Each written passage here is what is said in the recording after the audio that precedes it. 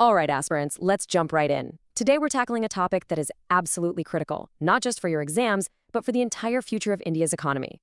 We're talking about green finance for our small and medium-sized enterprises, or SMEs. We're going to break down why they're so important, the massive hurdles they're facing, and what we can do to unlock a greener future for India. Okay, so let's kick things off with a number that's, well, it's pretty mind-blowing. 90%. That's the percentage of businesses worldwide that are SMEs. In India, just think about it, that's your local Kirana shop, the small textile mill, the tech startup down the road. They are, quite literally, the engine of our economy. So why is that 90% number so important for our climate goals? Well, here's the other side of the coin. Together, all these small businesses are responsible for about 40% of global greenhouse gas emissions. That's not a small piece of the pie. That's a huge slice. And it puts them right at the center of the climate change conversation. The bottom line is, without getting them on board, India's climate targets, they're just not going to happen. And this makes them the absolute linchpin in our fight against climate change. That's a key phrase for any policy-related question you might face. They are the piece that holds the entire strategy together. Their involvement isn't just a nice-to-have, it is absolutely essential. Now, this brings us to a key term you need to have locked in for your exams, the green transition.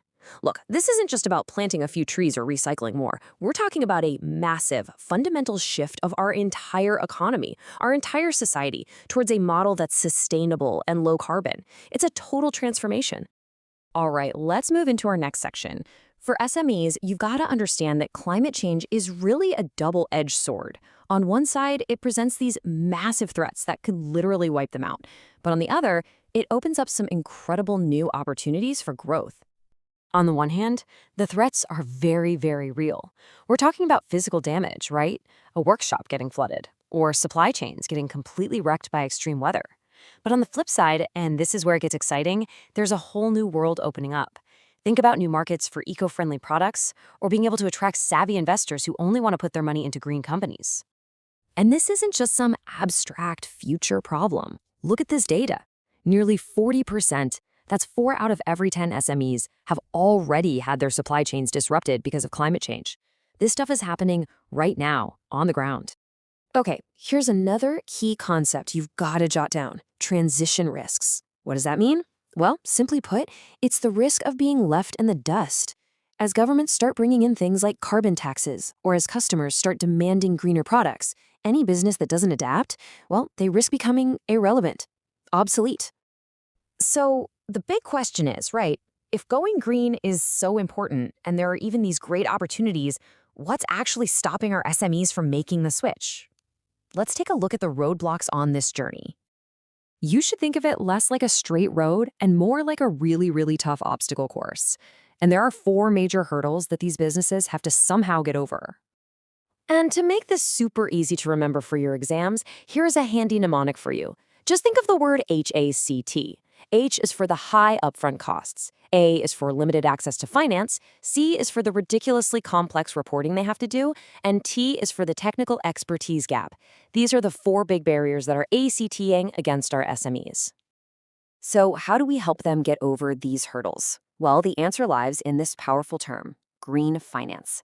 This is the capital, the loans, the investments that are specifically directed towards projects that help the environment. Think of it as the fuel for the engine of the green transition. Okay, so we know the problem, we know the solution. Now for the how. How do we actually make this happen? We need a playbook. So let's take a look at what's working around the world, some best practices that India can really learn from. And guess what? We've got another mnemonic to help you lock this in. For the key policy tools, just remember CGE.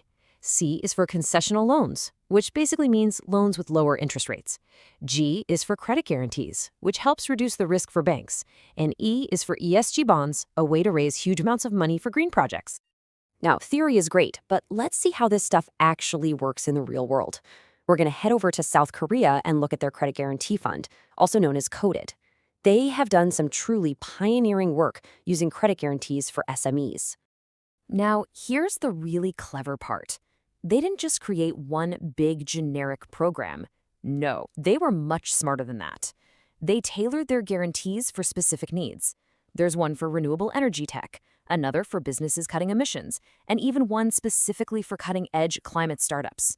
Just imagine applying that kind of targeted thinking to India's incredibly diverse MSME sector. And did it work?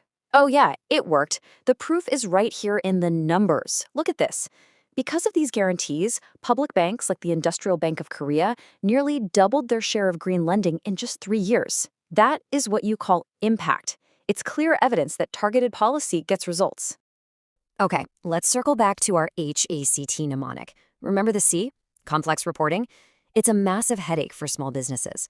Well, Malaysia came up with a really smart fix for this exact problem. So what they do? First, they rolled it out in phases, starting with the big corporations. But here's the magic word, the key takeaway for your notes, proportionality. It's a pretty simple idea. The rules for the small guys should be simpler. Common sense, right? But it's a total game changer because it makes it actually possible for SMEs to comply without drowning in paperwork, a crucial lesson for India. All right, we've covered a lot of ground, so let's lock it all in now.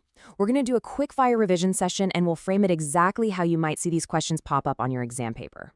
Ready? Question number 1. What is the dual role of SMEs when it comes to climate change? Remember, it's a 2-part answer. They are a big part of the problem, right? Contributing a huge chunk of emissions. But they are also an absolutely essential, non-negotiable part of the solution. They're vulnerable, yes, but we can't succeed without them.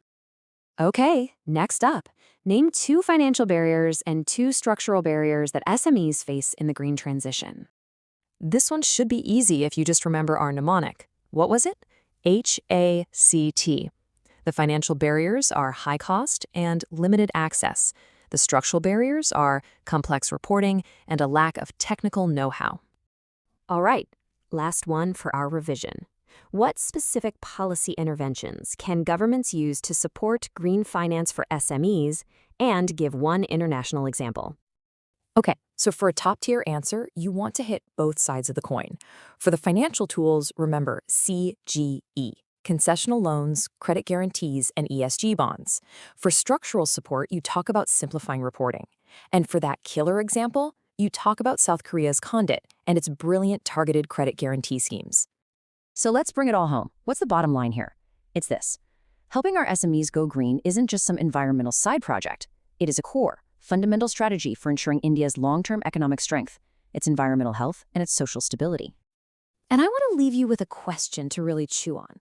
As the future policymakers, the future IAS and IFS officers of India, how would you take these lessons from Korea and Malaysia and adapt them to unlock green finance for our own millions of diverse SMEs? That's not just a hypothetical exam question. That is the kind of real-world challenge you will very likely face in your careers.